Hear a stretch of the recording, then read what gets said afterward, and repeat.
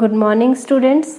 आज हम हिंदी साहित्य का पाठ 2 निर्णय का अभिवादन पाठ पढ़ेंगे। अच्छा बच्चों, यह तो आप जानते ही हो कि सभी को अपने बारे में निर्णय लेने का अधिकार होता है कि वह अपने जीवन में क्या बनना चाहते हैं, अपने जीवन में क्या करना चाहते हैं, अपने जीवन का लक्ष्य वो निर्धारित कर सकते हैं। यह पाठ निर्णय का अभिवादन जीवन के निर्णय पर आधारित है।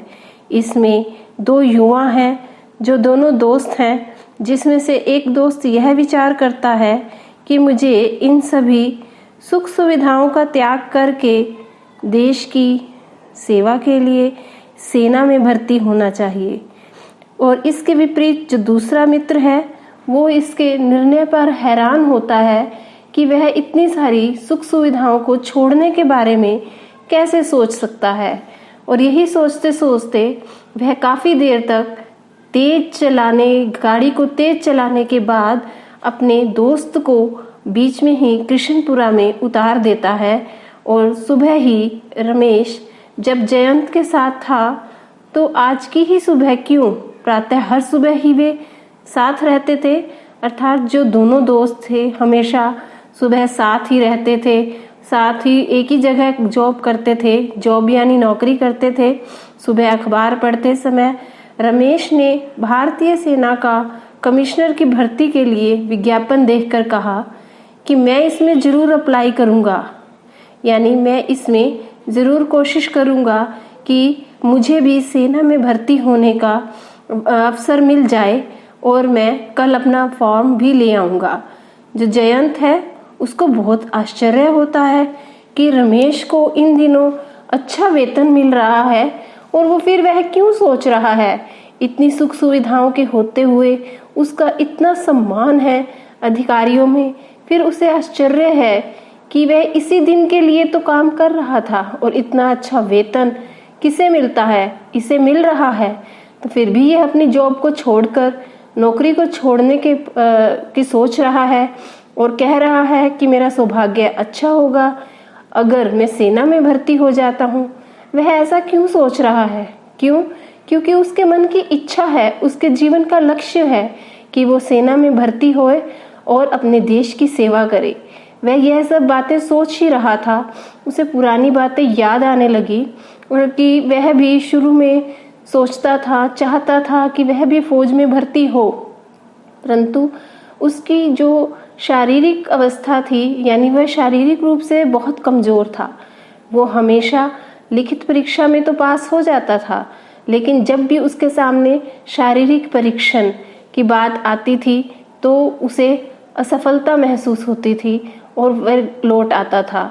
आज वह सोच रहा है कि अब तो मेरी शारीरिक अवस्था भी ठीक है, अगर मैं फौज का चुनाव करूं तो, पर दूसरे ही समय वह सोचता है कि मैं फौज का चुनाव नहीं कर सकता क्योंकि मुझे इतनी सारी सुख सुविधाएं मिली हुई हैं, मेरे पास आराम की ज़िंदगी है, मैं अपनी इन इच्छाओं को कैसे ख़त्म करूं, मेरे पास तो इतना वेतन है, इतनी अच्छी नौकरी है और हो सकता है कि और भी पैसे बढ़ जाएं। लेकिन जो रमेश था वो बहुत ही भावुकता उसे याद कर रहा था, इतने आराम की ज़िंदगी छोड़कर सेना में जाने का कितना उत्साह था उसके अंदर। रमेश जो इतनी अच्छी जॉब पे काम कर रहा था, उसे लग रहा था कि मुझे देश की सेवा करनी चाहिए, और यह सोचते सोचते वो कार की गति उसने धीमी कर दी। क्यों? क्योंकि उसे लगा कि मुझे इतनी गहरी सोच में ड्राइविंग नहीं करनी चाहिए, इसलिए कि पिछले ही साल उसका इसी रास्ते पर एक्सीडेंट हुआ था। एक्सीडेंट होने के बाद उसको चोट आई थी जो ना के बराबर थी, लेकिन फिर भी उसकी कार का नुकसान तो हुआ ही था, उसे मरम्मत करवानी पड़ी। बीमा कंपनी वालों ने उसे पैसा दे दिया था मरम्मत करवाने का, परंतु फिर भी वह नहीं चाहता था कि उसके साथ दोबारा ऐसा कुछ हो। अब वह अपनी घड़ी की ओर देखने लगा कि उसे लगा कि वो आधे घंटे में ही पटना पहुंच जाएगा, काफ़ी काम है, 2-3 दिन लगेंगे और फिर वो जमशेदपुर जाना होगा उसे। शायद वह रमेश से भी मिल पाए। जो मिस्टर जैक्सन रमेश के काम से खुश हैं। रमेश किसी जमशेदपुर ब्रांच का सहायक प्रबंधक हो सकता है और तब उसे कोठी, कार आदि सब मिलेंगे। सोचते हुए हल्की सी उसे ईर्ष्या हुई, लेकिन दूसरे ही क्षण उसे यह शर्मिंदगी महसूस होने लगी कि रमेश तो उसका इतना अच्छा दोस्त है, वो फिर अपने दोस्त के बारे में इतनी गलत बातें कैसे सोच सकता है।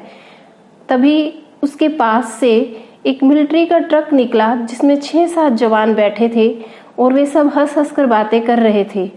जयंत को फिर से अपने उन्हीं दिनों की बात याद आने लगी जब उसके पिता भी सेना में भर्ती थे और वो एक आर्मी ऑफिसर थे तथा अपनी लड़ाई के दिनों की बातें किया करते थे। अब जो शहर था जहां उसे पहुंचना था वो उसे नजदीक दिखाई देने लगा था।